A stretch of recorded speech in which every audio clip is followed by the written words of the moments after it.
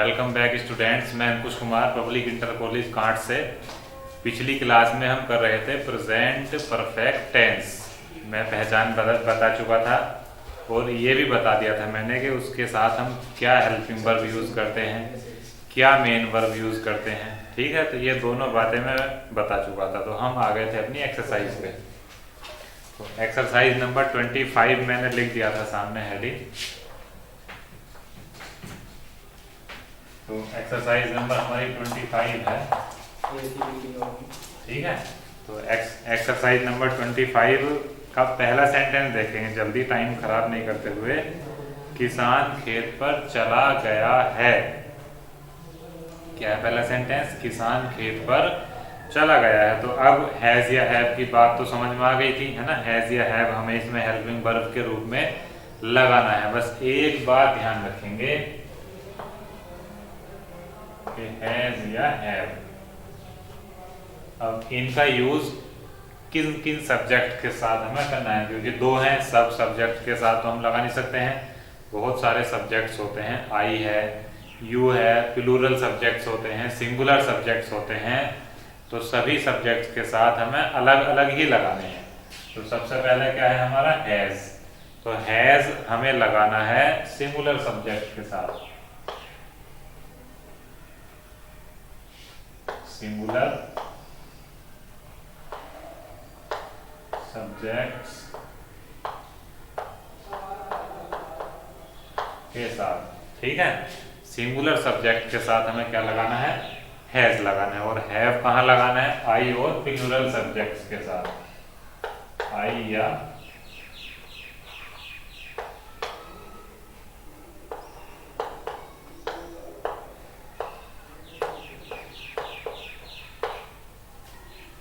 तो आई या plural subject होगा, यानी कि आई हो, यू हो, वी हो, दे हो, या बहुत बहुवचन वाली बात हो, तो क्या लगाना है हमें? हैव का यूज करेंगे। समझ गए। और अगर सिंगुलर है यानी किसी एक की बात है, तो किसका यूज करेंगे हम? हैज का यूज करेंगे। ठीक है, इतनी बात। तो अब इसी के आधार पर हमें सेंटेंस बनाने हैं। पहला है किसान खेत पर चला गया है। तो एक्सरसाइज नंबर 25 हमारी है। पहला सेंटेंस देखेंगे तो किसान को क्या कहते हैं हम इंग्लिश में? The farmer. ठीक है, क्या है? The farmer. द फार्मर माने किसान। खेत पर चला गया है, तो कितने किसान हैं? एक किसान की बात हो रही है, नहीं, एक किसान की बात हो रही है, इसलिए क्या करेंगे हम? हैज का यूज करेंगे यहाँ। तो द फार्मर हैज गोन। अब जाने के लिए पिछले वाली एक्सरसाइज में हम क्या लगा रहे थे? जो प्रेजेंट कंटिन्यूअस वाली थी उसमें क्या लगा रहे थे हम? गोइंग लगा रहे थे। लेकिन यहाँ क्या लगा रहे हैं हम? यहाँ वर्ब की थर्ड फॉर्म लगा रहे हैं। तो इतना अंतर क्यों है? इतना अंतर इसीलिए है क्योंकि हैज या हैव के साथ हम कौन सी वर्ब का यूज करते हैं? मेन वर्ब की थर्ड फॉर्म का यूज करते हैं। तो इसलिए जाने के लिए क्या है? गो, और गो की थर्ड फॉर्म क्या है? गोन। ठीक, द फार्मर हैज गोन, कहाँ चला गया है? खेत पर। To the field. ठीक है, किसान खेत पर चला गया है, तो ये फील्ड हो गया हमारा। ये इतनी बात है। हैज या हैव का यूज हमें कहाँ कहाँ करना है, किन सब्जेक्ट्स के साथ करना है, तो इतनी बात समझ लेंगे। अभी देख लेंगे इतना, फिर इसे रफ कर देते हैं, मिटा देंगे। दूसरा सेंटेंस देखेंगे। रमेश ने सदैव मेरी सहायता की है। तो नंबर सेकंड, रमेश।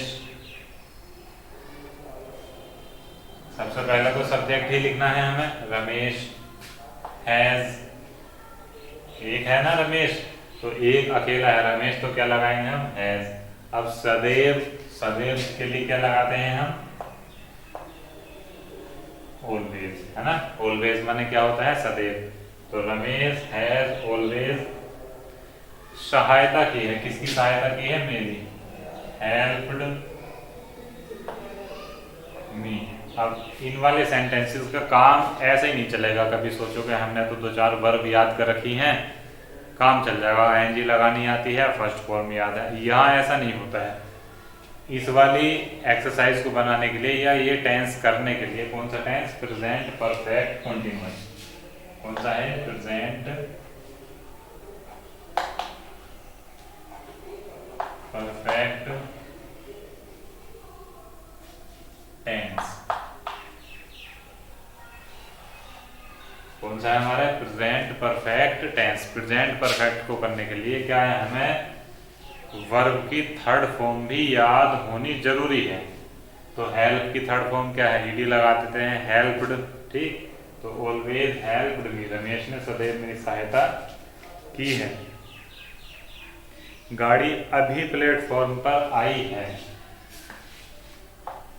नंबर 3 था ट्रेन। तो ये तो हमने लिख दिया, गाड़ी अभी प्लेटफॉर्म पर आई है। तो हैज जस्ट, तो जस्ट क्या होता है, अभी अभी, यानी बिल्कुल अभी भी। हैज जस्ट आने के लिए क्या कहते हैं हम, अराइव्ड। तो ट्रेन के आने के लिए कम यूज नहीं करना है ना, कम लगा देते हैं, लेकिन सही जो वर्ड है कौन सा है, वो अराइव्ड है। कभी रेलवे स्टेशन पर जाना हुआ होगा तो वहां देखते हैं अराइवल टाइम और डिपार्चर है ना, डिपार्ट माने जाना है ट्रेन का और अराइव माने आना होता है। तो ये दो शब्द स्पेशल ध्यान रखेंगे इसके लिए। हैज जस्ट अराइव्ड, अभी आई है, कहाँ आई है, प्लेटफॉर्म पर। तो एट द प्लेटफॉर्म, एट अब ये रख कर देंगे,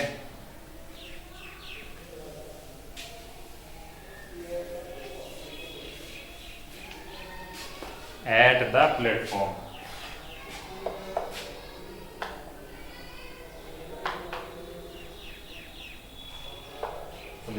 ठीक है। एट द प्लेटफॉर्म, ट्रेन अभी प्लेटफॉर्म पर आई है, रेलगाड़ी अभी प्लेटफॉर्म पर आई है। वह पढ़ चुका है, ये बहुत आसान सेंटेंस है। ही हैज रीड, क्या मतलब इसका, वह पढ़ चुका है। तो वह पढ़ चुका है माने लड़के की बात है, तो ही लगा दिया, सिंगुलर है हैज लगा दिया। पढ़ने क्या होती है, रीड, ठीक। थर्ड फॉर्म में क्या बोलते हैं सर, रेड बोलते हैं। स्पेलिंग सेम रहेगी, read read read, spelling same रहती है तीनों में। यही इसकी फर्स्ट फॉर्म है, यही सेकंड है और यही थर्ड है। सेंटेंस नंबर 5,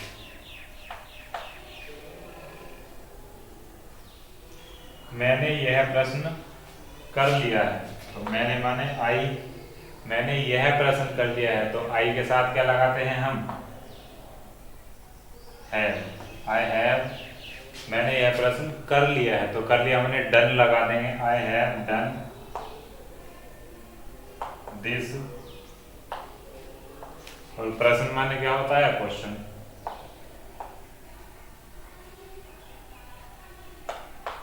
फुल स्टॉप, ठीक।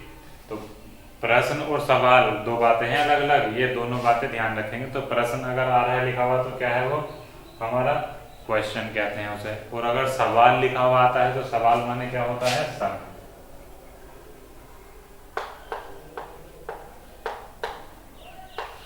ठीक, ये वाला शब्द भी है, याद रखेंगे।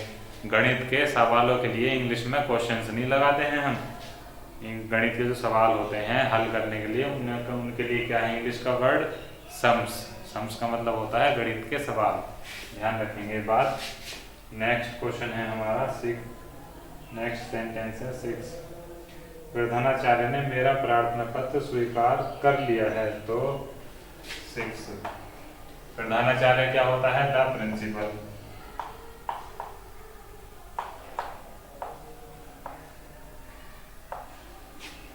Has accepted,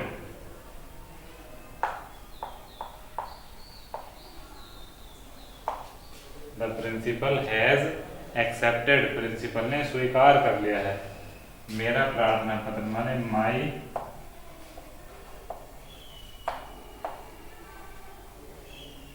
application. ठीक, एप्लीकेशन के मतलब क्या होता है, प्रार्थना पत्र। तो the principal has accepted, principal साहब ने स्वीकार कर लिया है माई एप्लीकेशन माने मेरा प्रार्थना पत्र। नंबर 7, मेरे पिताजी ने खाना खा लिया है।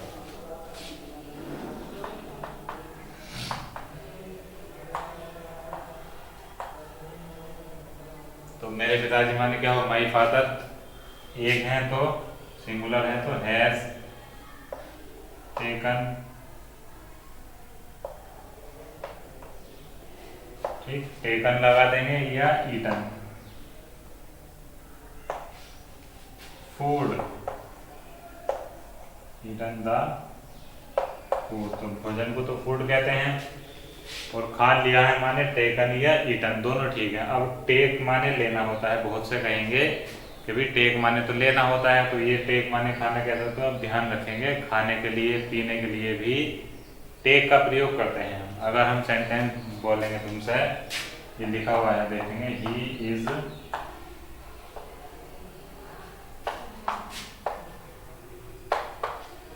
टेकिंग टी, इसे समझने की कोशिश करेंगे, समझाने के लिए मैंने लिखा है ही इज टेकिंग टी, इसका क्या मतलब वो चाय ले रहा है, ऐसा नहीं कहेंगे। हिंदी में लिखा हुआ है वो चाय पी रहा है, तो इस तरह से भी हम बना देते हैं। अब समझ गए बात। ड्रिंकिंग भी लगाते हैं, लेकिन ड्रिंकिंग ज़्यादातर पानी पीने के लिए और शराब पीने के लिए लगाते हैं। अब तो क्या लगाएंगे हम खाने पीने के लिए, टेकिंग, ध्यान रखेंगे इस बात का।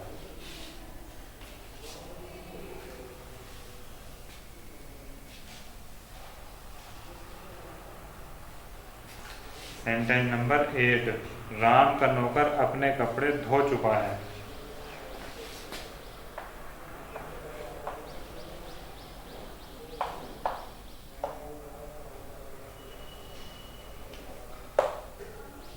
यहाँ इस बात पर ध्यान देने की जरूरत है, किसी भी सब्जेक्ट के साथ अगर एपोस्ट्रोफे एस का यूज किया जाता है, ये एपोस्ट्रोफे एस लगा हुआ है, तो इस एपोस्ट्रोफे, कोमे का मतलब क्या है एपोस्ट्रोफे, और इसका क्या है, ये तो एस लिखा हुआ है, तो अगर ऊपर वाला कोमा लगा है, ध्यान से देख लेंगे, दोबारा बता रहा हूं मैं, फिर से समझ लेंगे।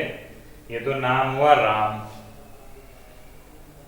हाँ राम, और ऊपर लगा हुआ है कोमा, ऊपर वाला कोमा है, सिंगल कोमा है किसी नाम के ऊपर, तो इस कोमे का नाम है एपोस्ट्रोफे। क्या नाम है इसका, एपोस्ट्रोफे। इसके आगे लिखा हुआ है एस, ये एस बिल्कुल अलग लिखा हुआ है, किसी से जुड़ा हुआ नहीं है, कभी सोचो स्पेलिंग है कंप्लीट आगे, तो ये राम्स पढ़ते हैं, इसे हम क्या पढ़ेंगे, राम्स। तो राम्स का मतलब क्या होता है हिंदी में अगर हम करेंगे, तो राम का या राम की या राम के, समझ में आ गई। तो इस सेंटेंस में क्या है, राम का नौकर, ठीक। या किसी सेंटेंस में होता राम की बहन, तो तब भी इसी तरह से लिखते हैं हम।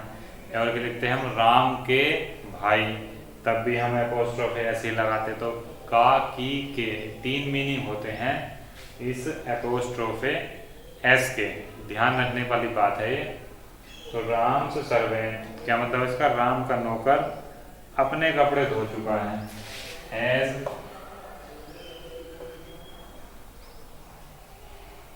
वॉश्ड, ये टेकन या ईटन है ना, कुछ भी लगा देंगे, कभी समझोगे डंडे का मतलब है, ये डंडा थोड़ा सा तिरछा है, इसका मतलब होता है या, इसे स्लैश बोलते हैं। क्या मीनिंग है इसका, डंडे का मतलब होता है या, ये लिखेंगे या ईटन लिख देंगे, दोनों में से एक बात लिख देते हैं।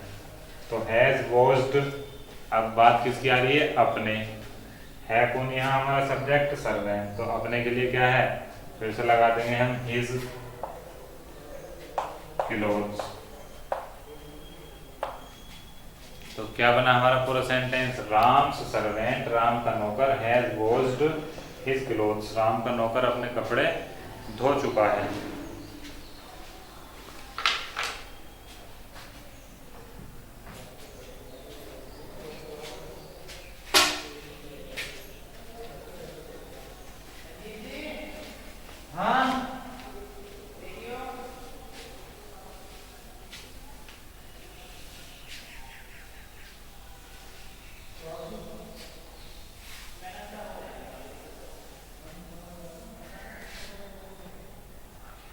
अब हमारा सेंटेंस नंबर 9, लड़कों ने चोर पकड़ लिया है। Sentence number 9, the boys have, क्यों लगाया, क्योंकि लड़के बहुत सारे हैं। द बॉयज हैव, पकड़ने के लिए हम लाते हैं कोट, द थीफ। ठीक है, तो लड़कों ने हैव कोट पकड़ लिया है, द थीफ माने चोर, तो लड़कों ने चोर पकड़ लिया है। कोट माने है पकड़ना, थर्ड फॉर्म है ये कैच की, कैच इसकी फर्स्ट फॉर्म होती है कैच। नंबर 10 है यह बढ़ई एक सुंदर कुर्सी बना चुका है, तो यह बढ़ई दिस कारपेंटर। ठीक है, दिस कारपेंटर माने यह बढ़ई, एक है तो हैज लगा देंगे, हैज मेड, इस बढ़ई ने बना ली है, यह बढ़ई बना चुका है, क्या बना चुका है, एक सुंदर कुर्सी, हैज मेड ए ब्यूटीफुल, तो कुर्सी माने चेयर। ठीक, कुर्सी माने चेयर, तो एक सुंदर चेयर या सुंदर कुर्सी बना चुका है। अब ये 25 हमारी कंप्लीट हुई। अब हम चलते हैं एक्सरसाइज नंबर 26 की तरफ।